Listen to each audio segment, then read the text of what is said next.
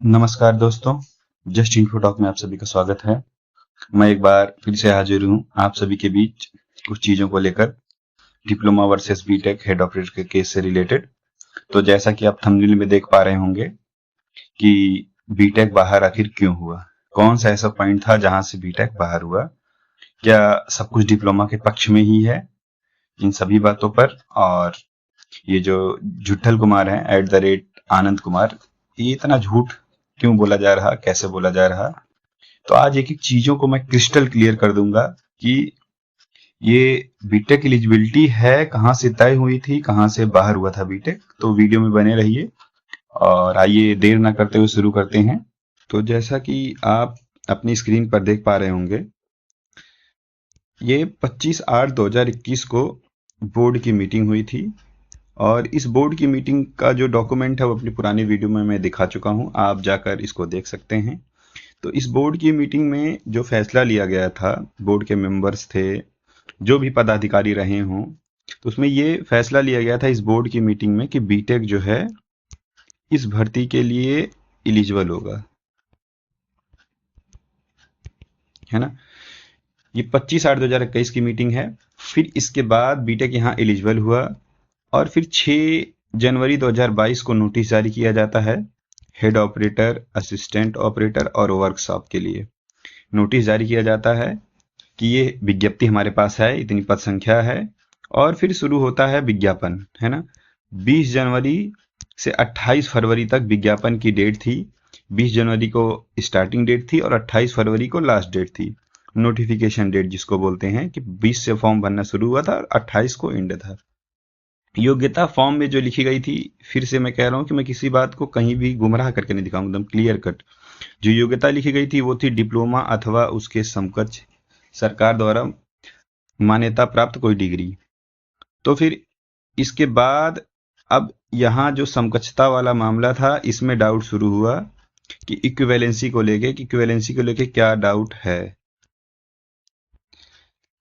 तो दोस्तों, जब ये इक्विवेलेंसी का डाउट जब आया तो फिर बच्चों ने, जो बीटेक के स्टूडेंट्स थे, उन्होंने बोर्ड को मेल किया, क्योंकि जब फॉर्म नोटिफिकेशन आता है ना, तो उसमें ये लिखा रहता है कि किसी भी समस्या, कोई प्रॉब्लम हो, कोई डाउट हो, कुछ भी हो, तो आप उनको मेल करिए, या उनका हेल्पलाइन नंबर दिया रहता है। तो सारे स्टूडेंट्स ने उनके हेल्पलाइन नंबर पर फ़ोन किया, उनके ऑफिशियल मेल पर मेल किया। तो उन्होंने एक मेल का रिप्लाई दिया कि नहीं, कि इस समकक्षता के तहत जो हमने लिखा हुआ है डिप्लोमा अथवा उसके समकक्ष, इस समकक्षता के तहत बीटेक एलिजिबल है ना, बीटेक एलिजिबल है। तो जब इस समकक्षता के तहत बीटेक एलिजिबल है, वो एलिजिबल कहाँ से हुआ था दोस्तों? वो एलिजिबल हुआ था यहाँ से 21 से, उस दिन से नहीं, फॉर्म आने के पहले से 21 से ही एलिजिबल हुआ था, फॉर्म 22 में आया था, इस बात को आप ध्यान दीजिएगा। तो यहाँ से बीटेक एलिजिबल हुआ उनके मेल से, और ऑफिशियल जो फ़ोन किया गया था, इंक्वायरी जो नंबर था, वहाँ से बीटेक एलिजिबल हुआ था। ये बाकायदा इसका डॉक्यूमेंट है, जो अपने पुराने वीडियो में भी मैं लगाया हूँ, इसमें भी आप कहेंगे तो मैं लगा दूंगा, आप डाउनलोड कर सकते हैं डिस्क्रिप्शन से। अब फिर इसके बाद एग्ज़ाम होता है दोस्तों। जब एग्ज़ाम होता है तो लास्ट ऑफ जनवरी में इसका एग्ज़ाम होता है, लास्ट ऑफ जनवरी में इसका एग्ज़ाम होता है। गैप लगभग था नोटिफिकेशन और एग्जाम के बीच में, जो मैंने कैलकुलेट किया है, ये गैप 2 साल 4 महीना और 6 दिन का गैप था, जब नोटिफिकेशन जारी हुआ था और जब एग्जाम हुआ है ना। तो नोटिफिकेशन से एग्जाम के बीच में ये गैप था, 2 साल 4 महीना 6 दिन का गैप था।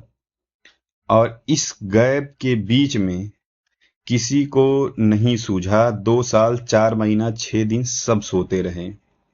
बोर्ड सोता रहा, डिप्लोमा वाले सोते रहे, हर कोई सोता रहा। तब किसी को ये ख्याल नहीं आया कि नहीं, ये जो 21 में ये जो इक्विवेलेंसी मेल, ये तो सबके पास था सॉरी, ये सबके पास था, ये मेल का रिप्लाई, ये हर कोई डिप्लोमा वाले भी जानता था, बीटेक वाला भी जानता था कि इस वैकेंसी में बीटेक एलिजिबल किया गया है।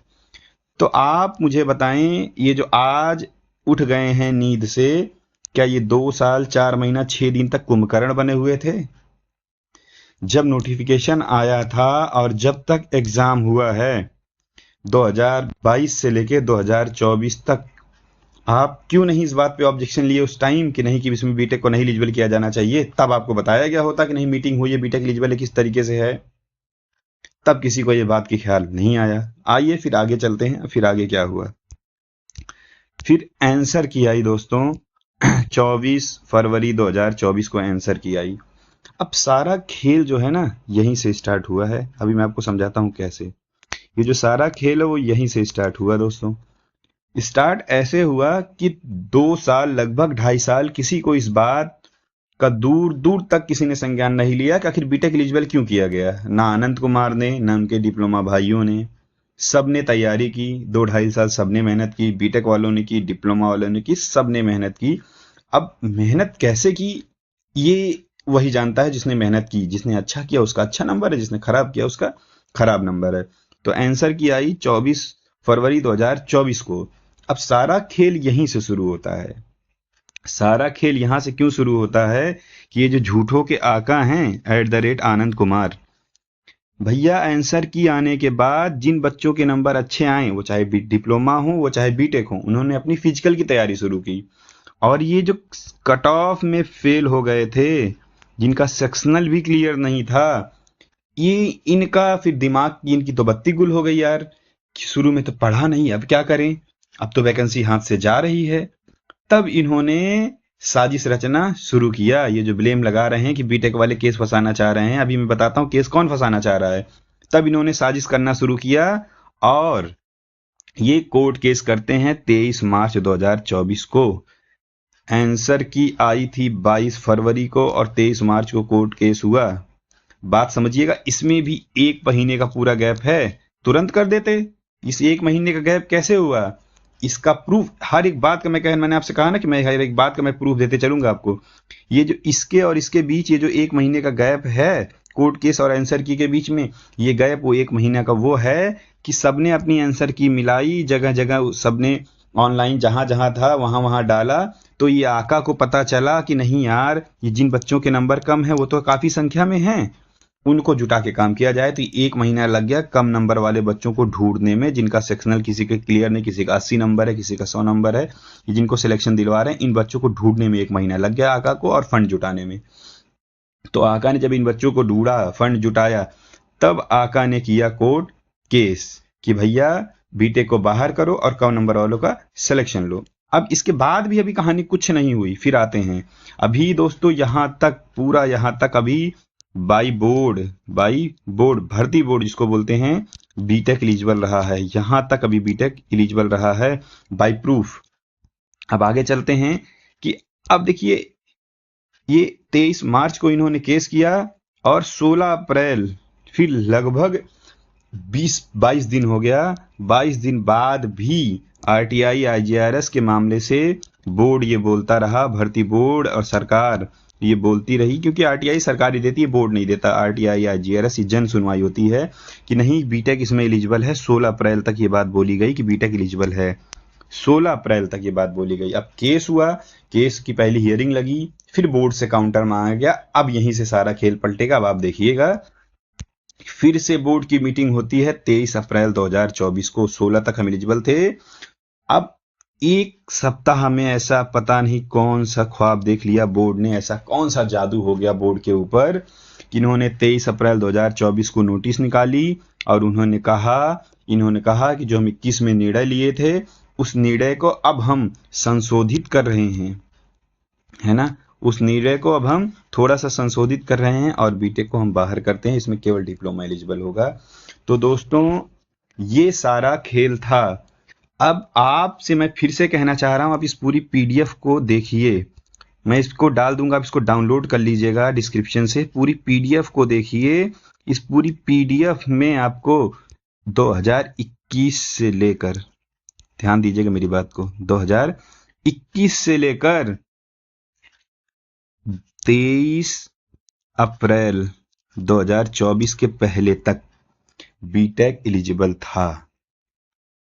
इतनी चीजें बीटेक के फेवर में होने के बाद भी एक दिन अचानक से बीटेक आउट।